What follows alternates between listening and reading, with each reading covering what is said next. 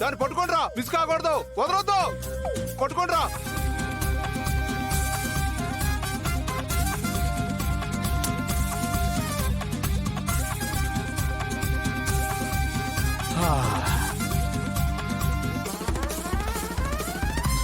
నేను కూడా పరిగెత్తేవాడిని, కాకపోతే కాలు కొంచెం వీక్.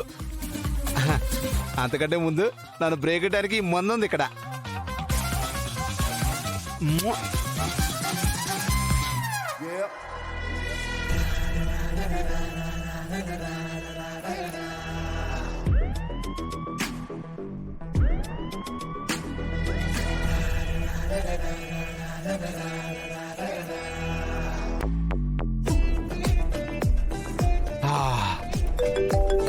అబ్బా, ఈ టైంలో ఎవర్రా ఫోను?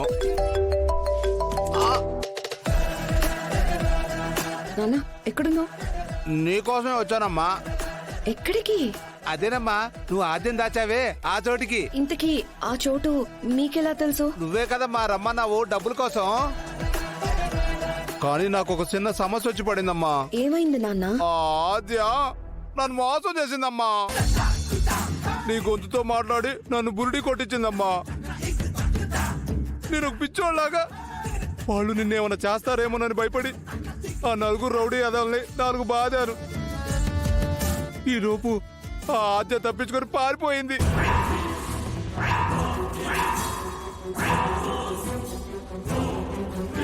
ఆద్య తప్పించుకుందా? అయ్యో, ఎందుకు వెళ్ళావు నాన్న నువ్వు అక్కడికి? ఆ గొంతు విని నువ్వు ప్రమాదంలో ఉన్నావేమోనని నిన్ను కాపాడదామని వచ్చానమ్మా. నేనే అందరినీ ప్రమాదంలో పెడుతూ ఉంటాను. నేను ప్రమాదంలో ఉంటానని ఎలా అనుకుంటావు? మొత్తం వెంట చేసావు కదా నాన్న. తను గొంతు మార్చి నీలా మాట్లాడుతుందని నాకేం తెలుసమ్మా. ఇదిగో ఉండు, మన వాళ్ళ అమ్మాయిని పట్టుకునే పనిలో ఉన్నారు, ఖచ్చితంగా దొరుకుతుందమ్మా. సరే, నువ్వెందుకు ఆయాసపడుతున్నావు? నేనా? నేను ముందు ఆద్య పరిగెడుతుందమ్మా.